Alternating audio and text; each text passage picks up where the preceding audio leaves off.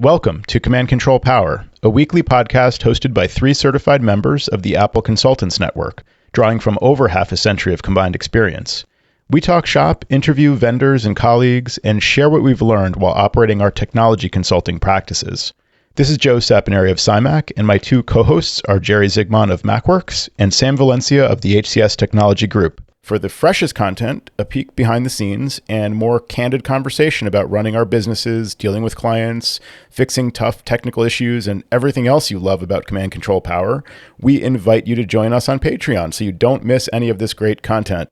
Go to commandcontrolpower.com and click support. Pledge monthly, and you can instantly subscribe to the patron-only shows right in your favorite podcast app. Once again, to join us on Patreon and get the latest patron-only episodes, visit commandcontrolpower.com and click support. We hope to see you there, and thanks for listening. Galingaling. Oh, excuse me. Kambustaka. Is this the show? Kamustaka. Galingaling. You know what that is? No. Wait, ways of answering the phone in other languages? Galingaling, and I got to make sure I say it correctly. Galing means remarkable, excellent, wow, great. Okay, good in to the know. Philippines. Galingaling. I didn't know you were fluent in Filipino. That's interesting. I should be. And the other greeting is kamustaka, which means how are you? My frustration is that I have had numerous tech calls for myself and also for my clients, and this includes Comcast, AT&T, Intuit. Everything is outsourced to the Philippines. And it's extremely challenging to get anybody who's US based. Every phone call I make, it's all offshore. And these are lovely people. They're trying really hard. They're doing their work. They're trying to do the best they can. But for instance, I've got a client and his name, let me see if I could come up with a pseudonym for him. His name is James DeCicci. And the name of his company is jamesdecicciandsons.com. So when you call up for support, the first thing they ask you is, what's the email address for the account? So just to get past spelling out James DeCicci and Sons to someone where English isn't their native language, and I'm doing native phonetics to spell J as in Juliet, A as in Alpha, M as in Mike, right? I'm doing the whole thing. And it's just this real tough slog just to get to the point where you can get down to business and tell them what the problem is. So I just figured I'd give you a couple keywords for you to keep in mind next time you make your phone calls. I actually got somebody who was generally pretty helpful. And I believe this was with Intuit. And before I got off the phone with her, I said, Kambustaka. And she says, oh, that's very nice. And I think it's actually Kamustika, but I said That's enough, yeah. Am I pronouncing it correctly? Say it back to me. And she said, oh, no, I'm not allowed to speak that language. Wow. Oh, really? I didn't think. Interesting. Yeah. So she couldn't say galing galing to me back or anything. Great job. So Wow. I mean, that's what my if little the caller happens to be like Filipino native speaker and they're not allowed to speak in both of their native tongues? I guess not. No, It's a rare not exception, if you're dealing I guess. Have you guys had any kind of negative or positive experiences with doing a lot of tech support over the phone these days or looking for support? I'll chime in on this because when I want to get something done with tech support, I find it difficult in general to do. I actually prefer a chat situation. And oftentimes I find with Microsoft specifically, they always want to change it to, may I call you? And can we do a screen share? A screen share, yes. And I'm like, no and no. I have a question. Can you answer it? May I call you? No, just answer the question. Like that, I was very straightforward. If the answer is no or I don't know, then fine, research it and get back to me or send this up the food chain. But why do I need a phone call for you to tell me, no, we can't answer that question? I didn't understand the reasoning behind that. Totally agree. And they even ask, what's your preferred method? Email. You just put an email, right? And then they still want to call. I tried calling you and I didn't get to, and I said email. And they're like, if you prefer email, just please reply back to this and or call me and let me know you prefer email. That's like one of the first questions they ask you when you try to get support. Like, why don't you respect that choice from up front? It's like they don't understand that you made that preference. It always takes me back to for some reason, the Seinfeld movie phone when Kramer's doing the movie phone. Why don't you just tell me the name of the movie? It's frustrating. I have had similar issues, which is just why I prefer chat. I just move faster in chat, and I feel like I can multitask and do other things while I'm chatting with someone in another window.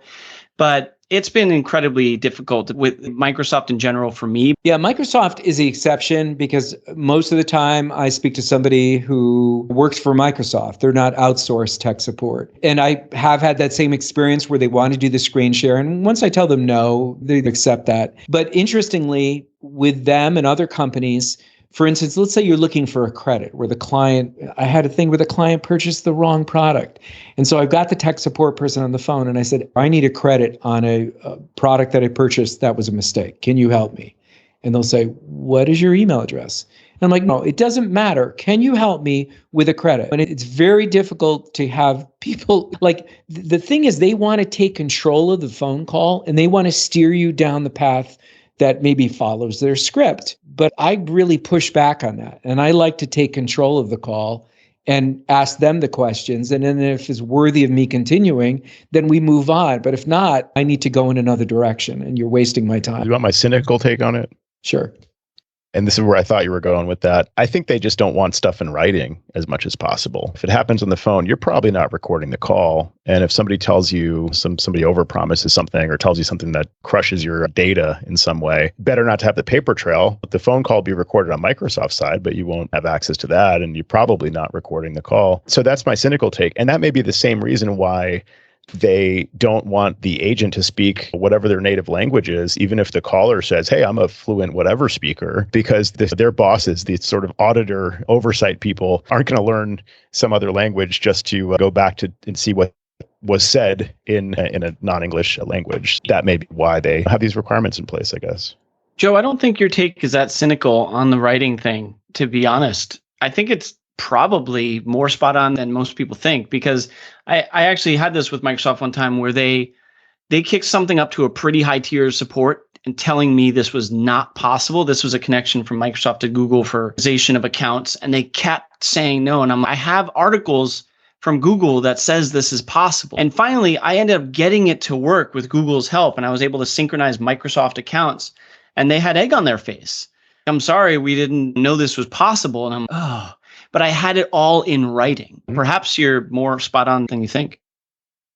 Yeah, I bet. So you have to imagine, it's like, why would they take the less efficient route where they're tied up on the phone just with you and they can't multitask and it has to be a live conversation. It might go on for 2 hours or whatever. And that's less efficient in a certain way. But if it prevents having to give away some free stuff once in a while or smooth things over, or maybe in an extreme case, go to court with a paper trail, that somebody made the calculation, like that's better overall. Even if you have to tie up a few more agents by phone, let's err on the side of phone as much as possible, I wonder.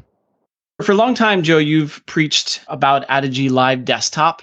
And I know there are some other integrations like Splashtop. I've had Splashtop for quite a while. And as much as I use Addigy for the MDM functionality, I didn't have a real big need for Live Desktop. So I heard you talking. I heard you say how great it was. Good for you. But I kept doing my Splashtop stuff.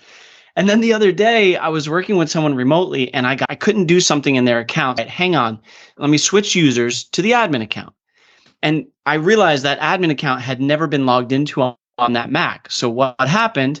It went to Setup Assistant. And with Setup Assistant, Splashtop just craps out. It can't present that screen. I couldn't believe my situation. What am I going to do now? And I'm thinking, and I actually thought of the show, Joe. Nice. Oh my God, on a recent episode of Command Control Power, I could go to Addigy Live Desktop. And I went to Addigy, I clicked Live Desktop. It got me right into within seconds. Yep. I proceeded through Setup Assistant and I was in. Thank you, Command Control Power. Thank you, Joe, for getting me back into this computer. So I wanted to preach to the choir, so to speak, about that because it really helped me out of a jam. Did you keep on puzzling till your puzzler was sore, like the Grinch? I'm thanking you now live on air. Thank you, Addigy, for the awesome tool. And I have one on Live Terminal in a second. But Jerry, do you have any thoughts on Sam's saga there? I'm not going to thank Joe, but I will thank Addigy as well. So Sam, it's interesting because I'm like Joe. Live Desktop for me is like my left hand. I need that all the time to work with my customers, and it's fantastic. It always seems to work. There's very few rare occasions where it doesn't. It's gotten me out of a lot of jams. And also, there's computers where I haven't had access for whatever reason, and it's just so easy in the Addigy interface to add an admin user for myself, and boom, all of a sudden I have access to the user's account. I'm in. Yeah.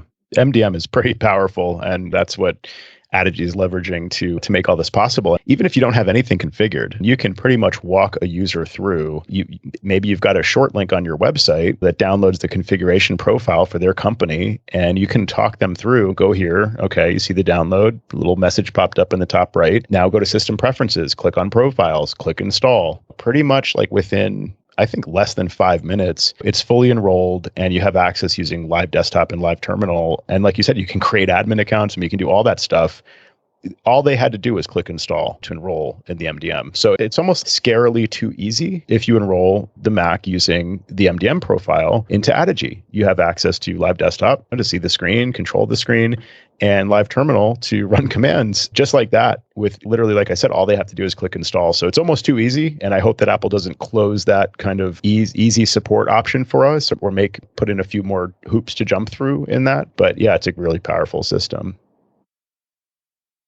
So speaking of Addigy, it's so helpful in troubleshooting because sometimes you have these issues that are like hard to track down. Maybe it's an intermittent issue. Maybe you're not sure you're getting the right information from the client. You need to see it live. Maybe you need to stay connected for a while and see the thing happen. Maybe you need to just run some commands in the background and not interrupt the user and connect using TeamViewer or whatever else or Splashtop, but just be able to run commands while they're working normally on their system and you're not even connected to their screen. There's no privacy issue. So it's really fantastic. And I'll tell you the client saga first, then how kind of Addigy helped me along the way. The client bought a new MacBook Air, thanks to recommendations, not only on the show from you, Sam, the MacBook Air with M2 in clamshell mode, working well for you, and from some people in Slack. This was the client that went ahead with buying a MacBook Air with M2 and an Apple Studio display and runs the MacBook Air in clamshell mode, obviously does everything on the Studio display. Got it all set up, got the data migrated. She was all fully set up. And she started having issues pretty soon thereafter. She would find that the display would just go black,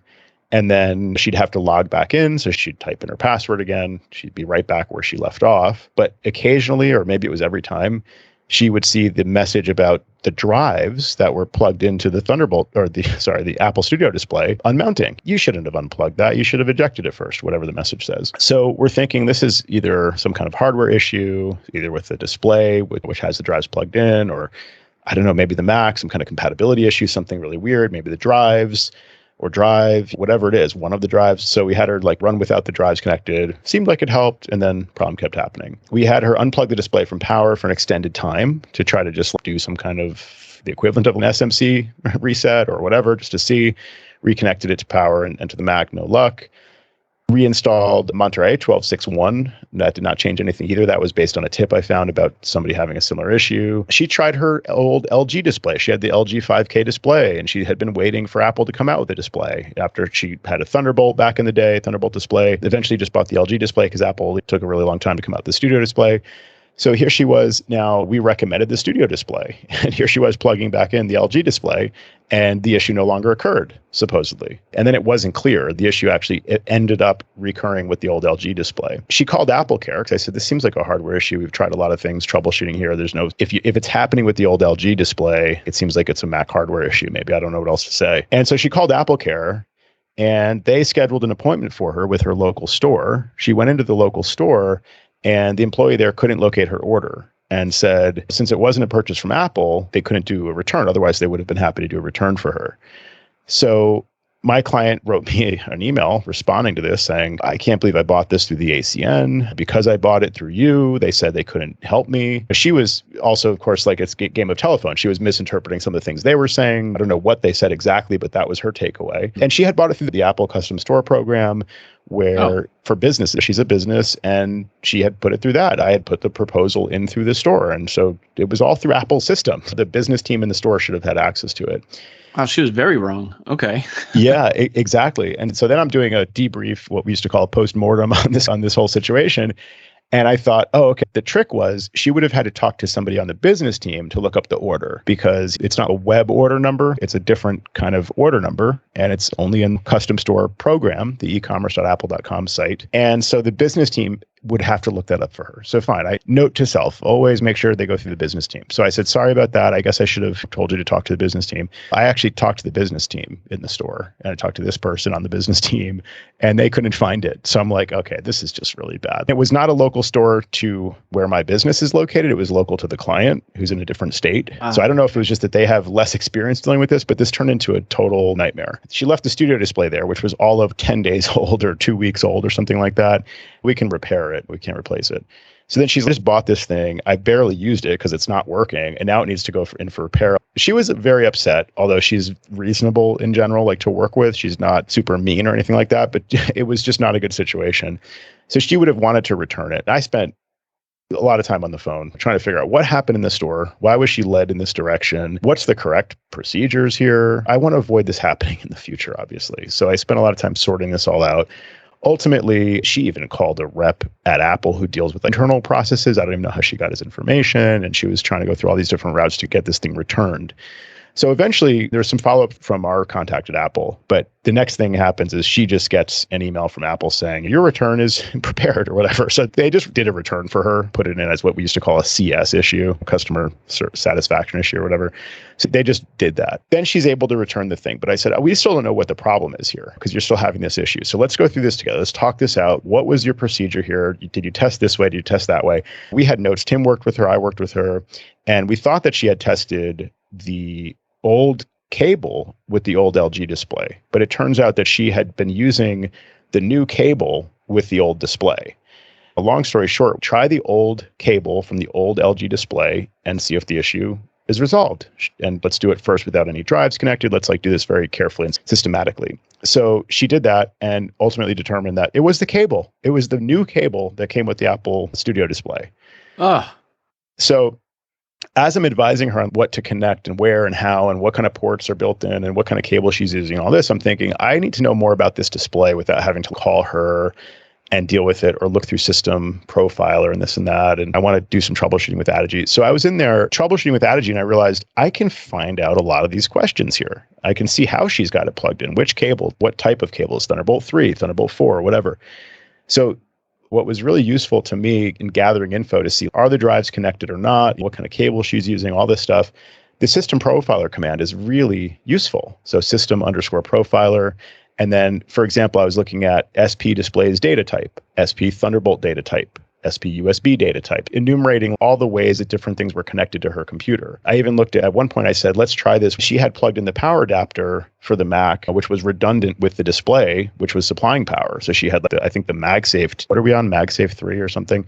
She had the new MagSafe connected for power, and then also the display is providing power. So I'm thinking, is this part of the problem? So had her disconnect that. So I was able to find out SP power data type. So it's it told me about the power situation. I even figured out, is this a problem with the system waking and sleeping and waking, or maybe it's not a hardware issue? So we could look into that System Profiler command to find out what the next scheduled event was. Is there a wake event scheduled and why is it scheduled? This kind of thing. So these commands were really useful. If you know what the commands are, great. You can find references online for how to figure that stuff out. And there's a really useful resource, which maybe we can include in the show notes this week. But having the command is one thing, but not having to interrupt the client to deal with it live and have to be on the phone and have to go through explaining what's happening and why and this and that. And just being able to run it using Live Terminal and Addigy made in annoying situations just slightly better. So I just have to, again, hand it to Addigy for Live Terminal. Also such an awesome feature, just like Live Desktop. And Joe, specific to your story, do you think the cable was defective or that this cable, for whatever reason, has some incompatibility? It shouldn't be incompatible. It came with the Studio display. It's a brand new MacBook Air M2. That's all first party, no hubs in the mix, nothing weird. So I just think it was a bad cable, which was really surprising. Apple very rarely has something in a box that doesn't work. Yeah, so that is interesting. That's a rare occurrence that you see a bad accessory or cable that comes with the product. But I can't believe after all that's what it turned out to be either. That's frustrating. Yeah. But a good win for Addigy, as you mentioned, on the Live Terminal side, though. It sounds like you put a lot of blood, sweat, and tears into this one. So Tell us about billing. How did you that's all I do is put blood, sweat, and tears into stuff lately. It seems it's frustrating because you just have to. It's what are the reasons? Integrity? Is it reputation? Whatever. You have to take care of the client in these situations. She's also a monthly subscriber to our SciMac Prime plan. I'm not going to say, I know we recommended this new computer. I know we set it up for you. I know it's not working. I can't help you, or I can't help you because I don't want to have to charge you for the time that I'm putting into it. The only solution really is that's just what to I'd say. Yeah, realistically, you would do the work. It's a plan subscriber. And it's like the only solution is just do the work and eat the cost. So now, once we went a little bit beyond some of the troubleshooting stuff, I spent, I don't know, between Tim and me, we together spent hours on it, probably at least a couple hours, I mean, between like phone calls to Apple and stuff like that and troubleshooting. I charged her 15 minutes, just a nominal charge to just indicate we helped you through this. I'm charging you something. It's not going to be zero because there was significant time invested, but like also it's not our fault. So I'm not going to charge zero. And it's not her fault. We recommended this new Mac. It's Apple's fault. If I could, by rights, they should pay me, but I don't expect them to do that. And then I think we had a follow-up thing. At one point, she was like, I'm just going to replace this drive because it's like a few years old and I don't know. And I was like, yeah, you're right. All it's been through with these random disconnects and stuff, and it's a few years old. Like, it doesn't hurt to get a new drive anyway. So she got a new drive. We connected remotely and set it up. That's another 15 minutes that I could have just done for free, but I figured that helps offset some of the time invested. So I don't know. That's my thought process. What are your thoughts on what I should have charged? Sam, you know what it is? What is it, Jerry? I would say that Joe offers fanatical support. I wonder if they'll change that slogan at some point. They've abandoned that a couple of years ago. Oh, did they? Okay. Yeah. Oh, I thought they said something in one of their messages about fanatical. So one of our fanatical support engineers will help you out. Good Lord. Yeah, I don't know. On the billing side, though, Joe, we're always having these conversations about what to bill for. The other day, a customer say, hey, we moved our printer and it's not working anymore. Okay, that port's probably not cross-connected. Should have told us you were moving it. So I'm like, I'm going to be in the area. I'll swing by. I swing by. Sure enough, they moved it to a port that was not hot. So I go into the switch closet. I make it hot. I'm like, print something. She's like, oh, good. I'm like, awesome. You need anything else? Anything else happening? She's like, no, cool. So I leave. This is 2 towns over in New Canaan. And I leave. And the next day, our other printer doesn't work either now. We just got it and we put it in the same room. I'm like, I'm like so mad at myself for not just making the second port hot for one thing. Like I could have just taken 2 seconds and did that.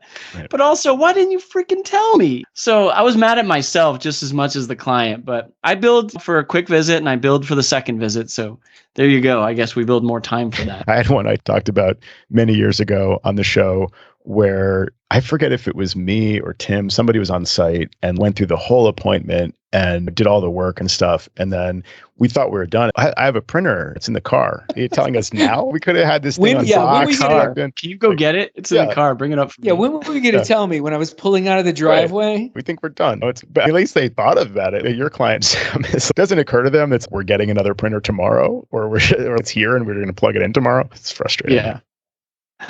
It's so ridiculous, but we had another printer situation too. They reached out to us in one classic situation, right? We get the call, we get an email, and someone from Rico is here installing the printer. What printer?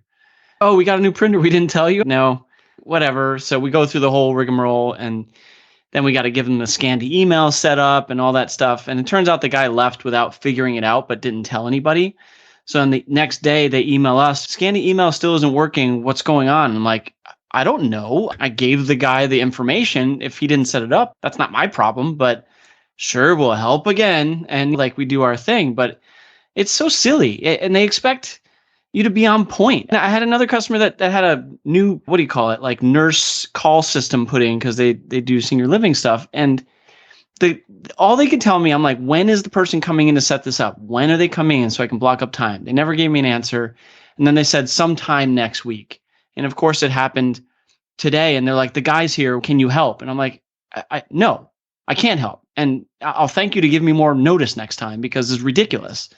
And I was really angry because I seem to be angry a lot lately, huh, guys? Like I say this a lot on the show, but it was frustrating because I don't know that they understand that you're not going to just drop everything and stop for this.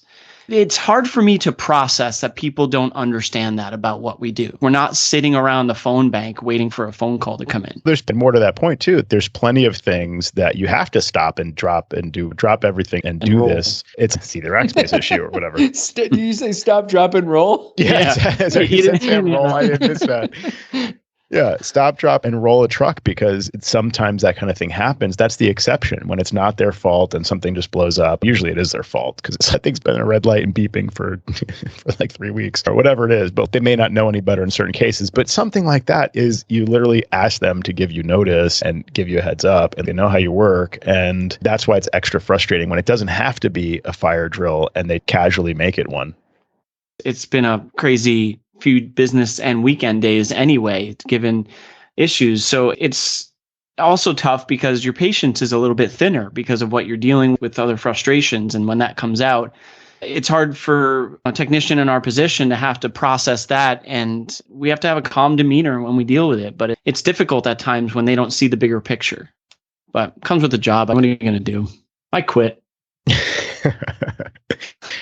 Speaking of another frustrating client situation, have you guys ever done remote cable termination? I'm half kidding. Yeah, we could. Sam's heart stops. This is like, a crimper. yeah, exactly. Right here. This is a YouTube video to learn how to do it. It was almost that. You can do a lot with Addigy, like I said earlier. A lot of stuff can be done remotely, but terminating cabling, and let alone terminating cabling, but installing cabling pretty much is an on-site job. I don't know if the robots. I don't think there's any pretty much about that, Joe. I think it's an on-site job. Yeah, this client we had worked with once before on-site, they had their network was half down or whatever. They had some old crap, and we recommended Eero and went on-site and set up an Eero. It was like a high-end residence, but based on the fact that I think we couldn't get Unify stuff at that time, and the Eero stuff would work for them. So we went on-site, installed the Eeros, and everything was okay. But what took a lot of extra time was that they couldn't get Wi-Fi in their gym, in their separate outbuilding gym. It's that kind of client. So Tim's on site figuring this out and realizes that this cable that runs from the main house where the network equipment is to the gym building just is draped across the lawn, literally. And the landscaper was there and destroyed the cable by running the lawnmower over it. It's like you couldn't even make it up. Yeah, that cable needs to be buried. This is not to spec. We just need to trench this thing. Better yet, put it through a conduit or get some proper cable that's can be buried, direct buried or whatever. If you gave them some options, okay, so we can come back on site and actually get this building linked up properly. So fast forward a few months, and this is the kind of client that they try to do stuff themselves. It's even more surprising when the client is uber wealthy, where they have this kind of estate with multiple buildings and things like this, and they're a tinkerer. They're going to get your hands dirty with tech. You can just pay us. This is why we're here. We could do this, make your life easier, do it properly, support it going forward. So we gave them all the reasoning. It's just, this is the right way to do it. We got to get this right cable and bury it and just replace it because it's bad. So they spent some time dithering on that and like just delaying, and eventually come back to us and we said, we gave you the specs of what you need to do. You got to hire us. It's going to take this much time, whatever. They come back again and basically insist, what if I just bring you the cable? So I think Tim called their bluff. Ultimately, I would have probably tried to override this decision and say, there's no point of terminating cable and having them go try to plug it in. They're not plugging in the right way. It's not the right cable, whatever. But he did it. He's all bite. Okay, let's terminate the cable for you. Here you go. Both ends are terminated. Good luck. No warranty, no support.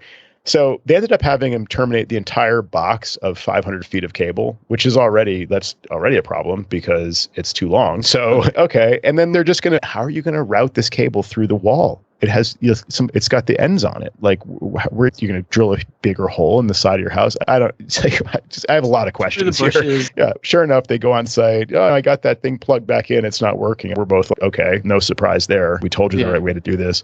So I just thought it was funny that this is basically remote cable termination. So sure enough, another month goes by, whatever it is, and it's still not working. Yeah, it's got to be properly installed. And I reiterated 3 times the correct way to, not how to do it yourself. I'm going to give you a tip so you can go dig a trench or something. But basically, this is what has to be done. So again, hire us to come do it. So Tim ends up going back on site. We'll come on site. It's going to take this much time at the very minimum. And we can probably get it working. But if not, sorry, no, still charging you.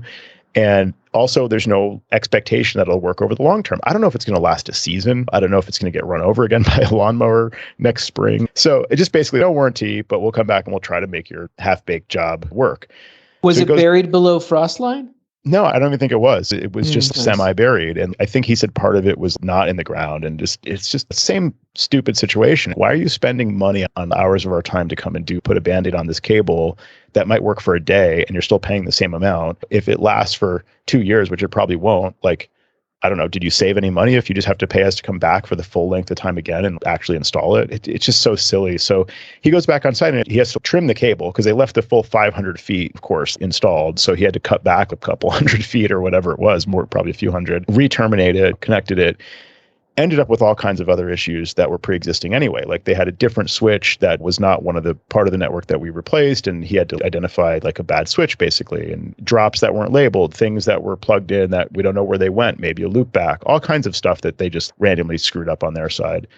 So it's just another lesson. It's the clients demand you do things a certain way. And it's just obviously never a good thing. You have to hold a hard boundary and do it the correct way. Otherwise, everybody loses. I guess we made money either way, but it's not ideal to be sending them a bill for all these hours of time when it wouldn't have cost that amount if they had just had us do it from the. So is the lesson learned here for you also for Tim to not accept doing that job? Do you have a conversation with Tim? I know you're trying to be nice, but maybe don't do remote termination next time. No more remote. Yeah, we're taking it off the list of things we can do remotely. Yeah, I sometimes get involved there where something's on my radar. Like I had a client who said, I want to take my Mac Pro offline, totally offline. That's what has all of his data and files and info and photos and whatever. I think it even has an external RAID and stuff. It's a lot of data.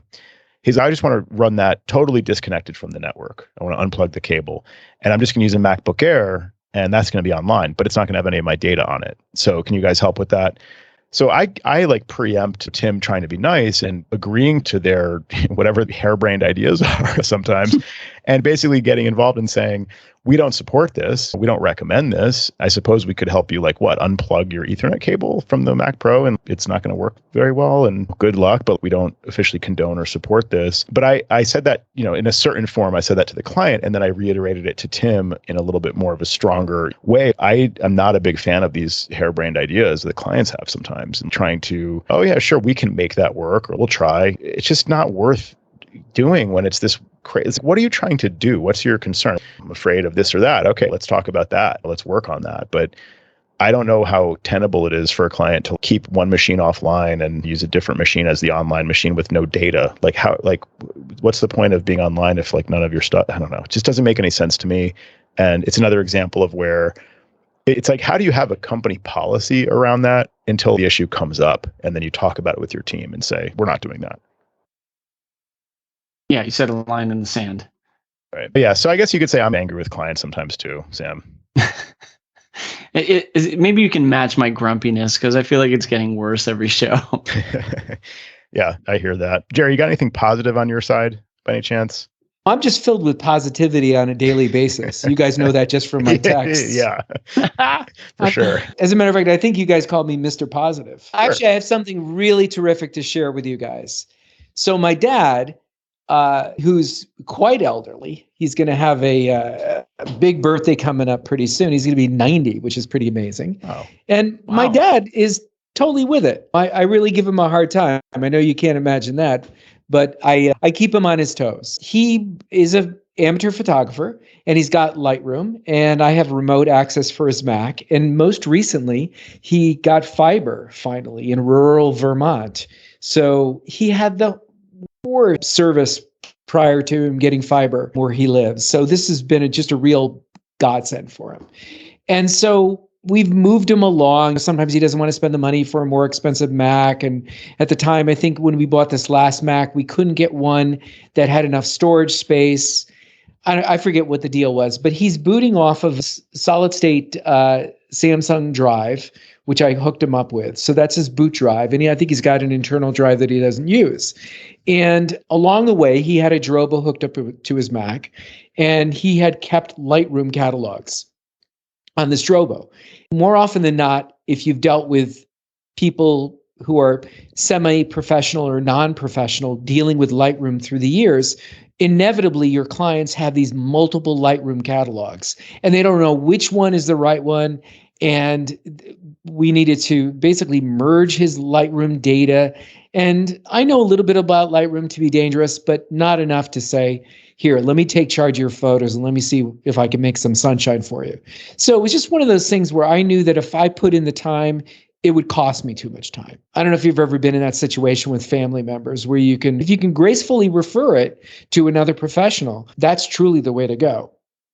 It's even better when you have a professional in mind who specializes in something like that, because you have cover for like why you don't want to do it yourself. But I agree with you. It's harder to support family sometimes, and, for sure. I was happy to pay for it, for sure, he's my dad. I'm going to take care of him. But try to find a Lightroom specialist. Good luck. So I put it out on Slack, I believe on the ACN channel, that I was looking for somebody. And Shawn Crogen from Tigard, Oregon, who was the president of XAG Solutions. You can get to their website by going to xagsolutions.com. Very nice. Never had any conversations with him before. He says, I know a guy who does this, and that's his specialty. He's also an Apple consultant, but we've heard really good things about him, and I think he would work out for you. So the name of the gentleman who actually ended up helping me out, he's indeed an Apple consultant and a support specialist. His name is Ronald Gehrmann, and Ronald is also from Oregon. I actually sent him an email initially, and he responded very quickly, and we chatted on the phone, and he sounded wonderful. Been in Macs since the very beginning and had a real terrific personality, and I knew that he would work well with my dad. And I did tell him my dad's 90, but he's really on the ball. So I put him in touch with Ronald, and Ronald reached out to him. And I said, my dad just got fiber, so you should have no problem at all. And I asked him what he used, whether he used Splashtop or TeamViewer. And he said he used TeamViewer. So I set that up for him, sent him the codes to connect to my dad remotely. And I think they started out and they had maybe a 1.5 hour, 2 hour session, and then another follow-up session a couple days later, I think the following week. And my dad's happy as a clam. He's got all his photos back, consolidated into one Lightroom library for a long time. Oh, I've lost some of my photos. And you haven't lost them. They're on the Drobo, but I have no idea how we can find them all. So Ronald did us a solid, and he has very competitive rates, very similar to our rates here in the Northeast. And so that seemed very much in line. And he was indeed a great guy. He's in Greater Portland, but obviously if you have the connectivity, he can help you out wherever you are in the world. So shout out to him, and we'll put a link to his website in our show notes. And thank you to Shawn for referring me to Ronald. It was a terrific association. Well, that's a positive story. That's great for your dad too. That's photos, especially for anybody, if the possibility is there to lose that precious data, that's big. So glad that he was able to help him out there. That's wonderful. Yeah. Thanks, Sam. Yeah, it was money well spent. Yeah, we were really happy. That's great. Yeah, we got a nice, strong community. That's also really good to hear. I've got another positive story. This is from a friend of the show, Armin Briegel, past guest from Scripting OS X, a newsletter and website. We had talked recently about, Jerry, I'm going to say it, Mouse Bose. And Armin wrote in to say he was working as a system engineer at Apple Germany. And in 2004, when the 30-inch cinema displays were introduced, a group of engineers were having lunch in the cafeteria and joking about how easy it would be to lose the pointer on a screen that size. And that's exactly the issue that my client was having all these many years later. And he even mentions that had been a problem on the PowerBooks when I think they were like passive matrix displays where they would update slowly. The refresh rate was really slow, and it would be easy to lose the pointer because you'd move the mouse, and the faster you moved it, the less of the mouse you actually saw. So it would just skip around almost, kind of thing, or trail. And there were some tools back then. So they all agreed that, nice new amazing graphic capabilities of the Mac. With Aqua, there should be some nice effects. The effect they landed on, and again, Armin made this app, dimming the display and putting a spotlight around the pointer was the way they landed on it. And that's still the way Mouse Bose works, that my client still loves to this day. And so he built that. I'm not sure who came up with the name, but all the way back then, they were using the Mouse Bose name. And Armin wrote the first version and shared it with that same group of engineers and a few friends. And a bunch of people started using it as a demo. People wanted to buy it. So basically, he had some friends at Boinks, and there's the other word I'm going to say, Jerry, Boinks, for a company. And he asked them if they would publish Mouse Pose. And yeah, so Boinks published Mouse Pose. There you go, two in one sentence. And yeah, so that's the story of how Mouse Pose came to be, thanks to a consulting engineer at Apple, Armin Briegel, who is still in this field to this very day, still contributing some pretty awesome stuff. How Mouse Pose was born. Exactly. I think I saw him post that on Slack. I gave him a mention the other week about Installamator, and he was actually quick to remind us in Slack that although he was the original creator of Installamator, it's now a bigger collaborative of people that support the GitHub project and make it what it is. So he does obviously contribute a lot to the community, but he is also quick to point out the others that provide just as much. And I actually forgot to tell you guys, speaking of Armin, since you brought him up, I ran into him at JNUC this year, and he gave me a whole bunch of Scripting OS X stickers that I have for you guys. I've used a couple on my laptops, but it was cool. I was like, oh, awesome. It was like goodies to take back from JNUC, but I haven't seen you all to distribute them. But thanks to Armin for that as well, and all he does for the community. Galing. Nice. I guess we're done.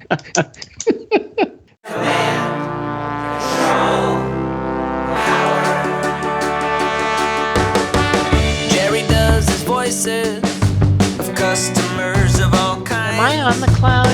Joe spins his deeply detailed yarns all the time. I have a whole story about this. Sam is on the road again, phoning in from a hotel. At least we know where I